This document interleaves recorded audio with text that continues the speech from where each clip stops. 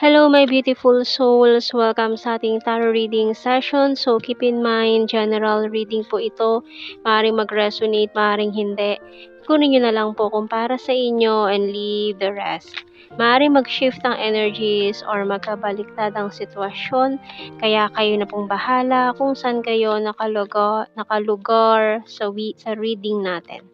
Okay, so let's see. We have here the sunglasses, waiting shed. Okay, so someone here is waiting for you. Maaaring itong taon to ay nakamasid sa'yo, stalking you, nagtatago, ayaw magpakita, pero nakamasid siya, naghihintay sa'yo. Ayaw niya magpakita ayaw niya magpakilala, or maaaring this person is sending you messages anonymously, or parang secret admirer ang datingan, ganun, ayaw magpakilala, pero kilalang kilala mo kung sino tong taong to. Ayan. Ayan. So, parang for some of you, iba-ibang numbers yung ginagamit niyang pangtawag sa'yo. Ayan, iba-ibang account ang ginagamit niya para lang i-stalk ka, magpadala ng message sa'yo. So, we have here a crystal ball and hourglass. Knife. So, maraming mga masasakit na pangyayari nangyari sa inyo nitong taong ito. And yung bottom card natin ay still open book. Ayan. So, parang unfinished business na naman to. So, malaki ang chance na kilalang kilala mo itong taong ito na nakamasid sa'yo at nagtatago. Gumagamit pa siya ng code name. Ayan, may mga code name pa siyang nalalaman dyan para lang mag-isip ka, sino to? Pero, 100% sure, kilala mo to. Ayan, pinalalabas lang niya na this is a new person, new energy siya, pero kilala mo to kung sino tong taong to. So, we have here the hangman.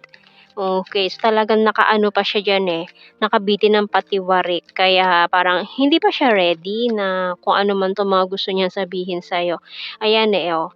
This person is single right now, ready to mingle. Ayan. So, this person will contact you talaga. Pero iba-ibang account ginagamit niya. Maaari nagagawa siya ng mga ano bang tawag doon sa mga account na yon na ginagamit niya. Basta iba yung pangalan na ginagamit niya na account para hindi mo malaman na siya yun. Pero alam ko mararamdaman mo kung sino tong taong ito. Ayan, makikilala mo siya agad. So, we have here the Ace of Wands, Seven of Wands, Knight of Cups, Wheel of Fortune. Ayan, kasi ano siya defensive pa siya Hindi niya alam kasi kung papaano tatanggapin yung magiging reaction mo. Kaya parang pa-mysterious effect yung gusto niyang gawin sa ngayon.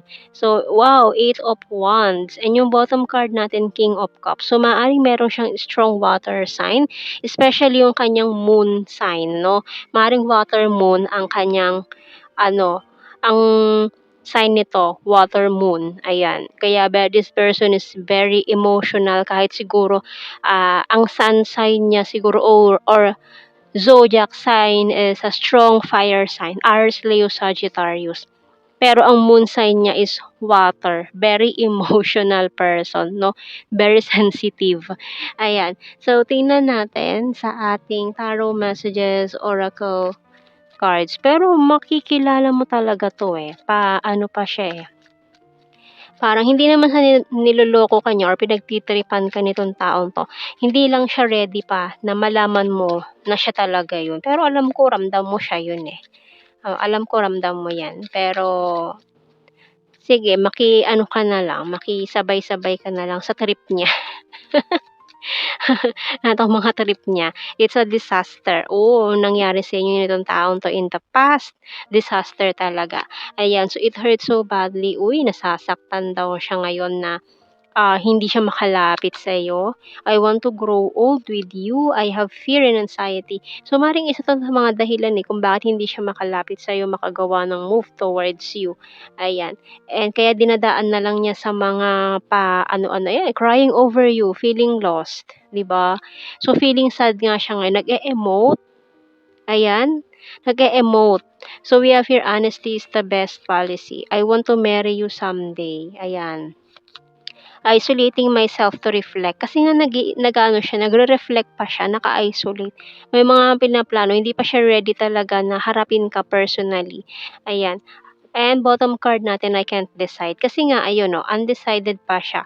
Kasi parang hindi pa siya ready na tanggapin yung galit mo or kung galit ka pa ba sa kanya, parang ganun.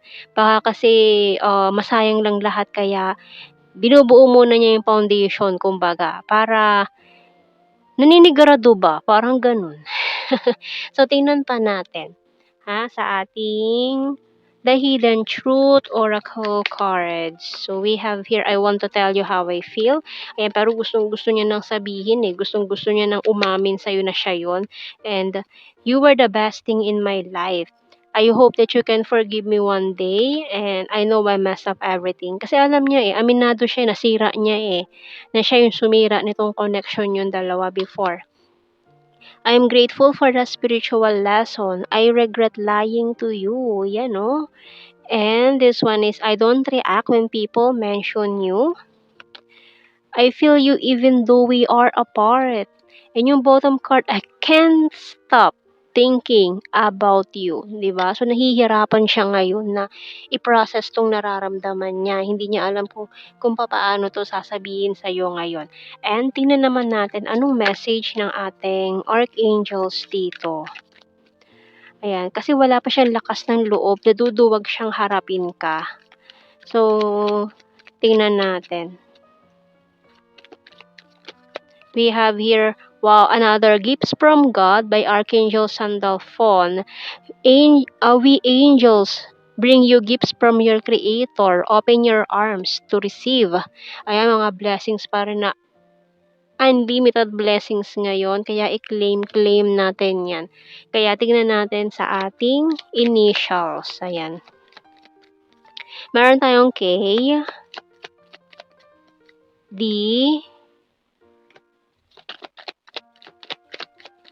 B, I, F, maraming what if, R, and G. So, yung bottom card is A. Ayan ang ating mga initials dito. So, tingnan naman natin sa ating blue card. We have here reminiscing. Namimiss ka daw niya ngayon. All strings attached. And understanding. So, humihingi siya ng pangunawa mo. Ayan, na para maunawaan mo, tanggapin mo pa daw siya. Ayan. And itong mga paliwanag niya, paghingi niya ng tawad, and whatsoever na gusto niyang sabihin sa'yo, very, very soon. Once na inamin na niya kung sino siya. Ayan. Kasi pa mysterious effect pa siya ngayon eh. Ayaw niya pa sabihin kung sino siya. Pero alam ko, ramdam mo na at kilalang kilala mo to, taong to. Ayan, so tingnan natin sa ating general signs and the messages. Secret admirer effect pa siya eh, pero alam ko ramdam na ramdam mo kung sino tong taong to. Ayan, so tignan natin. Present lover, beach, might be your soulmate, quiet person, October. We also have here fire sign, Aries, Leo, Sagittarius. Amazing. February, travel, popular. So, kung long distance kayo nitong taong to, this person will travel para lang mag-reach out, kausapin ka personally once na they are ready. Ayan. We have here May, good heart, smart, Aquarius, attractive, Libra, South PH, number 5, hilarious, and January, selfie-holic. Ayan, lagi niyang tinitingnan yung mga pictures mo online.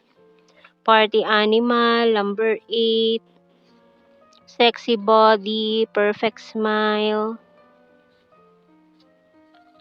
Number 7, Aries, and the funny. Ayan. And ayan ang ating reading, my beautiful souls. Thank you for watching. Take care and God bless. See you in our next reading, guys. Bye-bye.